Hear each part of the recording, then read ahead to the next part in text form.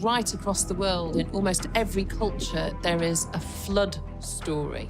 A story where water can both cleanse and destroy. For years, fishermen pulled strange bones and tools from the North Sea, never realizing they came from a lost world. Now, new sonar maps have exposed a shocking megaland beneath the sea. There is a huge amount of unrecorded human history beneath the ocean surface that we don't know very much about at all. But the new data uncovered something else, something terrifying they're not ready to explain and don't want the public to know.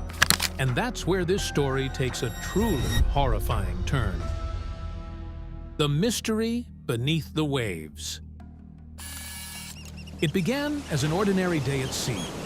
A trawler crew working the cold waters of the North Sea felt their nets snag on something heavy below. When they pulled them up, they expected fish or tangled debris. Instead, what emerged were enormous curved tusks, yellowed by age and crusted with shells. The men stared at them in silence, confused. They were not whale bones, and they were far too large for anything that still lived in those waters. Over the years, many crews had pulled up similar remains, and everyone had the same uneasy reaction. Fishermen told stories of their strange catches to anyone who would listen. Among the cod and herring, they sometimes found thick animal bones, massive jaw fragments, or tools made of stone. Some items were blackened and heavy, stained from centuries buried in seabed mud. A few even showed sharp cut marks, as though carved with blades long before the modern fishing age. These finds were hard to ignore, yet no one could explain how the remains of mammoths, ancient cattle called aurochs, ended up buried under one of the world's busiest seas. Word spread quickly through the fishing villages along Britain's eastern coast and across to Denmark and the Netherlands. Some crews began calling those parts of the North Sea the bone grounds. They avoided certain areas, claiming their nets always caught something that should have stayed buried. The rumors grew darker with every passing season. Sailors whispered about nets that came up holding human skulls with hollow eye sockets still filled with sand. Others claimed they pulled up thick wooden stakes, shaped like fence posts, as if they once marked the edge of some forgotten structure. There were even stories about fishermen who heard faint noises rising from beneath the waves, like moans carried through the hull. Others said the sea itself hummed when their nets touched certain places. Some believed these sounds were the voices of the drowned, calling out from a world buried under the water. Others thought they were warnings from the sea itself, a sign to leave the old grounds undisturbed. Whatever they were, the noises deepened the fear that the North Sea was not just a place of storms, but the grave of something once alive. In small coastal towns, some of the bones were quietly reburied in churchyards or thrown back into the water. Villagers called them cursed objects. They believed disturbing them could bring storms or bad luck. Others kept the artifacts hidden, unwilling to let them draw unwanted attention or curiosity. As the years passed, scientists began to take an interest in the fishermen's discoveries. They examined the bones and tools and found something astonishing. The objects were ancient, dating back more than 8,000 years, to the end of the last ice age. The bones came from animals that had long vanished from northern Europe, and the tools had been shaped by the hands of prehistoric hunters. But this only raised a new question. How could evidence of Ice Age life be found in the middle of a modern sea? That question unsettled everyone who tried to answer it. It would decades before modern science and maps would finally reveal the shocking truth. Before that, the first hints came from oil engineers. Ghost landscapes buried under the sea. The search for oil in the North Sea began revealing something that no one expected. In the 1960s, when major energy companies started exploring the seabed for fossil fuels, They used ships equipped with seismic scanners. These machines sent powerful sound waves into the ocean floor and recorded how the echoes bounced back. The purpose was to find buried layers of rock that might contain oil and gas. What the engineers did not realize at the time was that these same scans would one day expose the first clues to an ancient world that had vanished beneath the waves. At first, the data seemed ordinary, filled with the usual lines and signals of mud, sand, and stone. But then something strange appeared in the recordings. Technicians began noticing patterns that did not fit the usual shapes of sediment or rock. The reflections came back in lines and curves that repeated across different scans. Some stretched for kilometers before vanishing into the background noise. They looked almost like the traces of valleys or ridges that should not exist under so much water and silt. At first, engineers blamed the instruments. They thought the scanners had malfunctioned or picked up interference from the waves above. Yet, the same patterns kept appearing, no matter how many times the surveys were run. By the 1970s, a few curious geologists started asking questions. They realized that the shapes on the scans were not random at all. The outlines seemed to match the forms of landscapes that had once existed above sea level. Some of the anomalies even looked like branching networks that resembled ancient river systems. The problem was that no one could explain how such features had ended up buried hundreds of feet below the sea floor. For years, the data sat unused in company archives, marked as irrelevant. In the 1980s, the puzzle resurfaced. Archaeologists were hearing stories from fishermen who kept dredging up Ice Age bones and stone tools. When they compared those discovery zones with the locations of the old seismic surveys, something startling became clear. The odd shapes and the fishing finds overlapped in the same regions of the North Sea. This was no coincidence. It suggested that the seabed was not just mud and sediment. It was the preserved surface of a world that had once been alive. Still, there was a problem. The seismic data was never intended for archaeology. It was blurry, incomplete, and designed for identifying rock layers, not human landscapes. Many scientists remained skeptical. They warned that interpreting these ghostly outlines as valleys or plains could be misleading. Without physical evidence, they said, it was impossible to prove that an ancient landscape truly existed down there. But others could not ignore the patterns. There was too much consistency between the scans and the fishermen's finds to be dismissed as chance. By the late 1980s, a small number of researchers began to push the idea further. They started to suspect that under the North Sea lay an entire drowned world, preserved by mud and time. To test that theory, they needed to understand who had once lived there and how such a world could have disappeared so completely. A forgotten Stone Age heartland. When the first scientific results came in, they changed everything. The strange objects pulled from the sea were not random debris or lost cargo from ships. They were the traces of a world that had once been alive with people. Archaeologists could finally connect the scattered evidence into a coherent story, one that reached back 10,000 years to the Mesolithic period, the middle part of the Stone Age. The confirmation came through testing. Every piece of bone and wood was dated using radiocarbon analysis, a method that measures how much radioactive carbon remains in once living material. The results placed the bones, tusks, and wooden fragments between 10,000 and 6,000 BCE. This was a time when Britain was still joined to continental Europe, before rising seas cut it off to form an island. To make sure the dates were reliable, scientists tested dozens of samples from different trawler locations. They all pointed to the same window in time. Microscopes added another layer of proof. Under magnification, many of the animal bones showed thin, parallel grooves made by sharp tools. These marks were unmistakable signs of butchering. Flint harpoons found among them had scratches and dulling on their edges, evidence that they had been used repeatedly for hunting. The pattern was clear. Whoever lived in this lost landscape had hunted, fished, and built tools from bone and stone, just like other Mesolithic communities across Europe.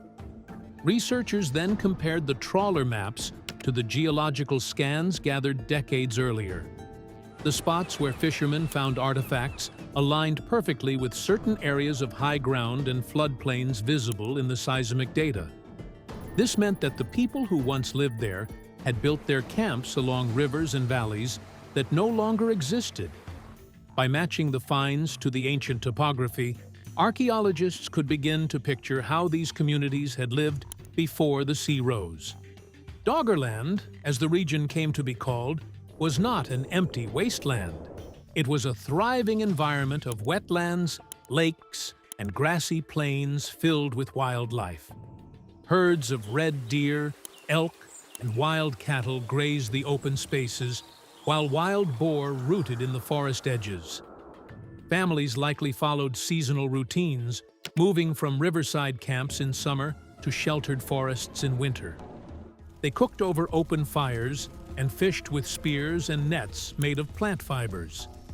Pollen grains preserved in sediment cores confirmed the presence of hazelnuts, reeds, and meadow flowers, all of which were staples in Mesolithic diets.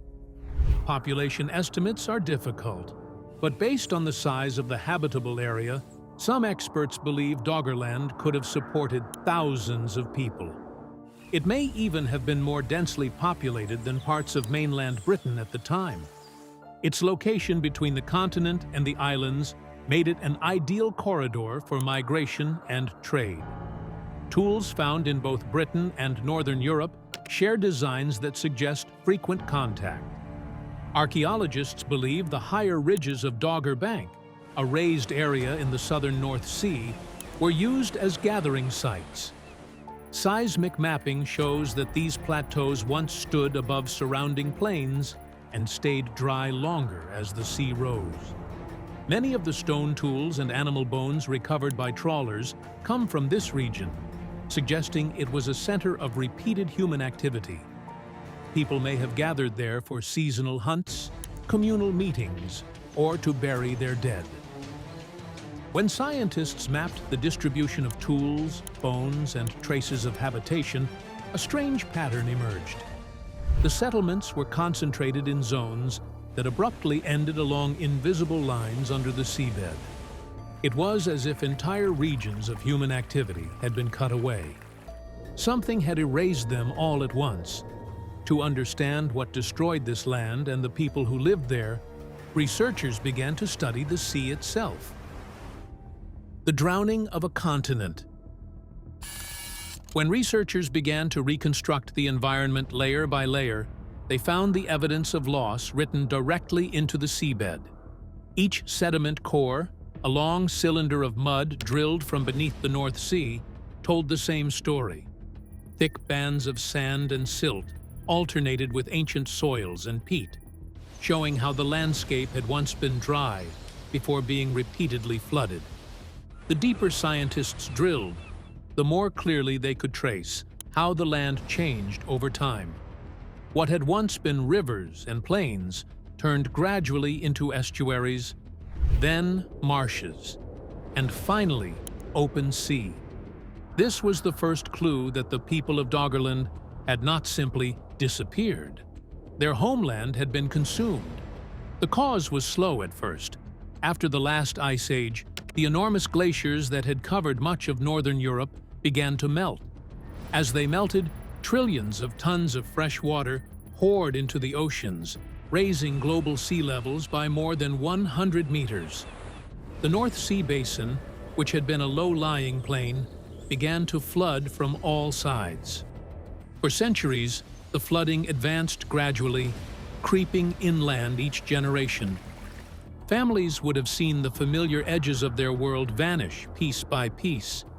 Camps built on riverbanks were forced to move uphill. Forests that had once provided shelter and food became salt marshes and shallow inlets. The transformation was relentless and irreversible. It was too slow to flee in panic, but too steady to ignore. People could only watch as their homeland disappeared one shoreline at a time.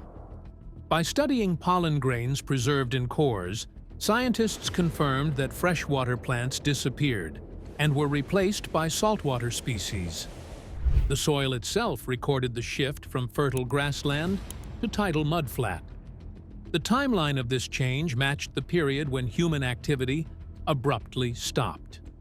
The evidence suggested that the people of Doggerland had fought the rising sea for generations, retreating to higher ground again and again until there was nowhere left to go. The maps showed that the last habitable areas were the ridges and plateaus of Doggerbank. These elevated zones would have been the final refuges.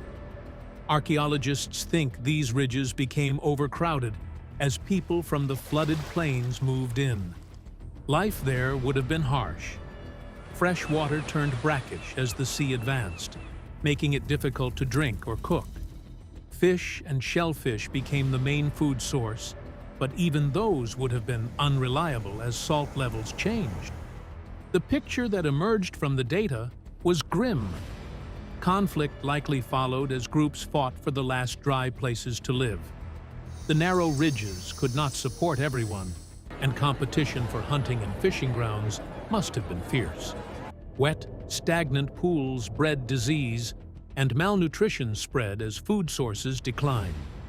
Doggerland's final years were not a single disaster, but a slow breakdown of an entire way of life. Then, at the very end of this long retreat, came the event that finished what the sea had started. Around 8,200 years ago, a massive underwater landslide occurred off the coast of Norway. This event, known as the Storegga Slide, sent an enormous wave racing across the North Sea. Geological evidence shows that it struck the remaining high ground of Doggerland, with waves reaching up to 20 meters in height. The force of that impact can still be read in the seabed. Beneath layers of mud, scientists found bands of sand and gravel laid down by a sudden, violent flood. These disturbed layers mark a single catastrophic event. The forests that had once stood on Doggerland's last ridges were uprooted. Rivers reversed their flow under the surge. Herds of animals were swept away, and entire communities vanished within hours. What centuries of rising seas had not yet claimed, the tsunami erased in a single day. When the waters finally settled, the land was gone. The sea had reclaimed the entire plain, leaving behind only a few scattered islands.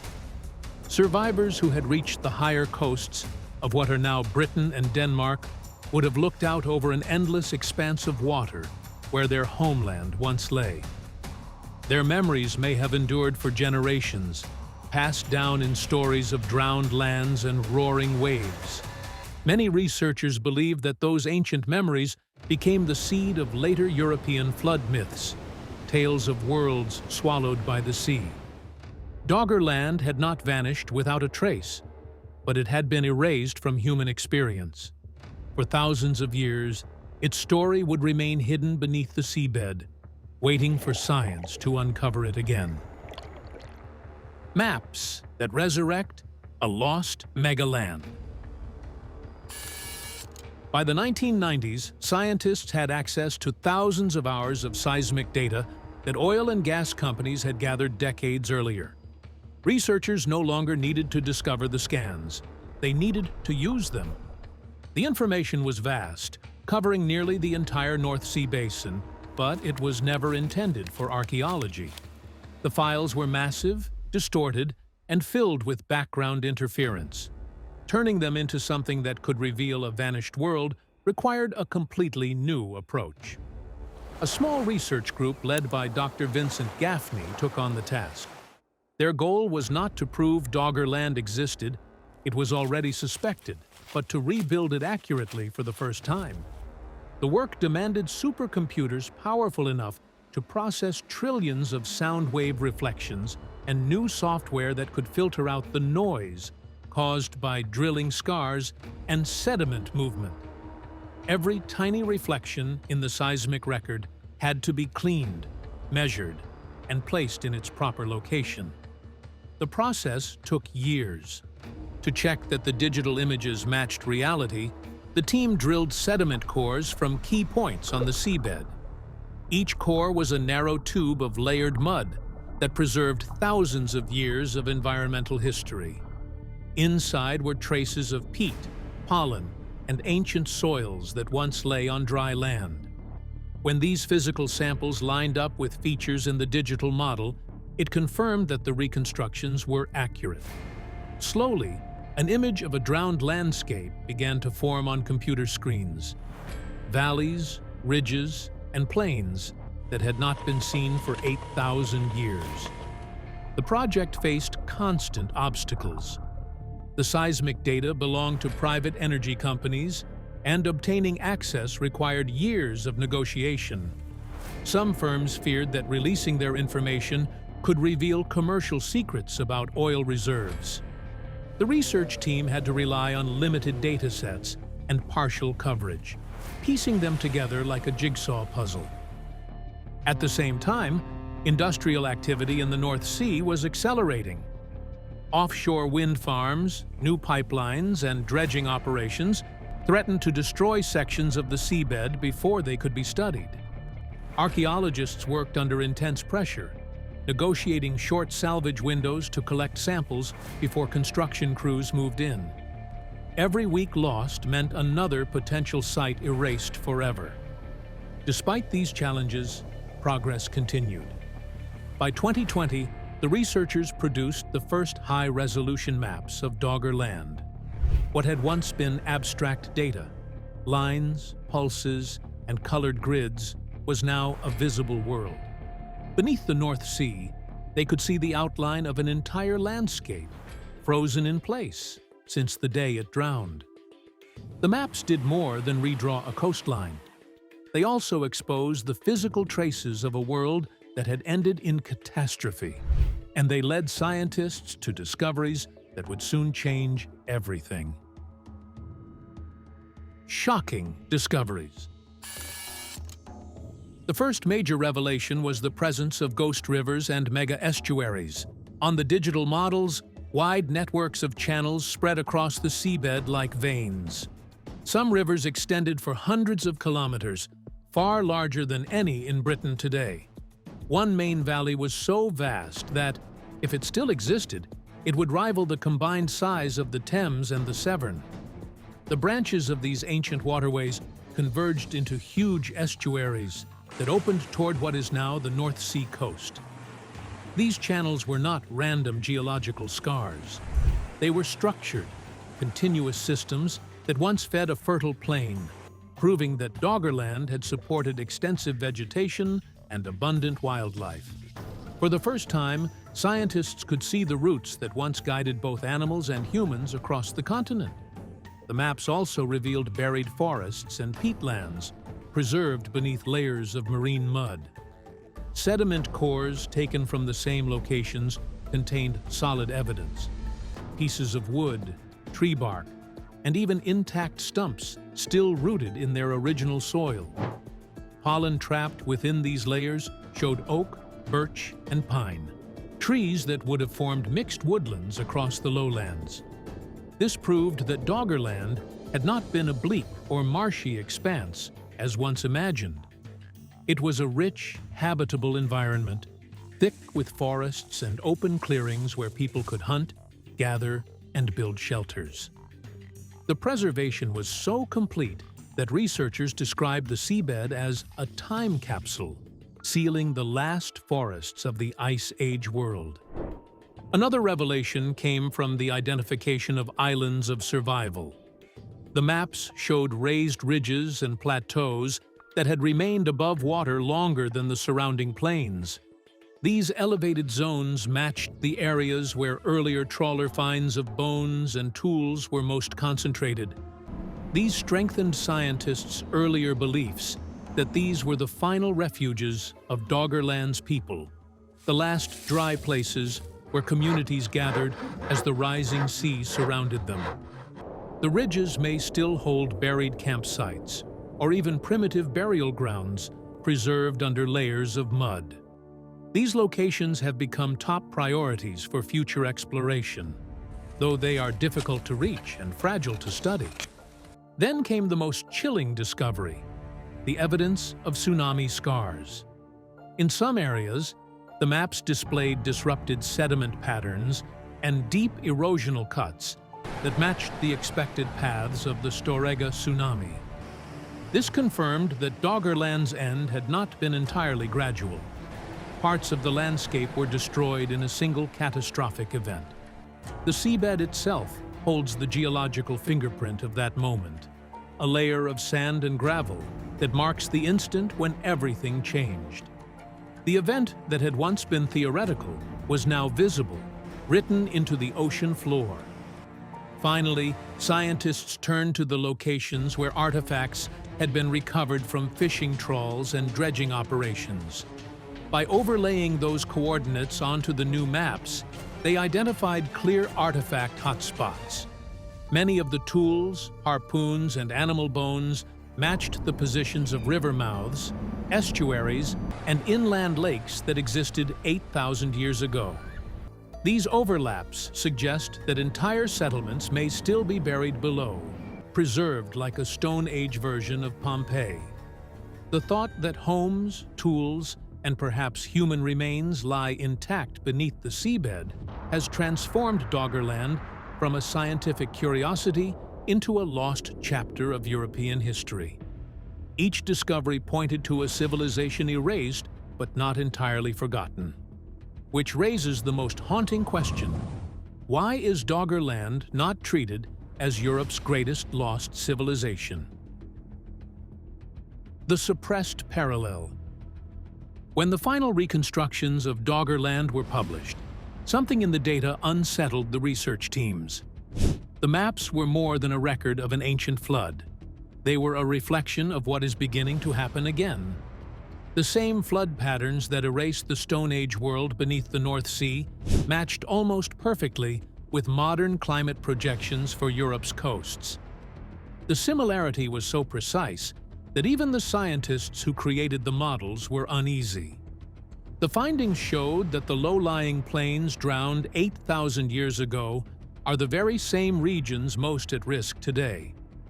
The Netherlands, built on reclaimed land and defended by aging seawalls, lies directly over what was once Doggerland's border. The eastern coast of England, already losing farmland to erosion, mirrors the ancient river channels now mapped underwater. Hamburg, Copenhagen, and the Danish west coast all sit inside the same flood zones that the reconstructions marked as the first to disappear when the Ice Age seas rose.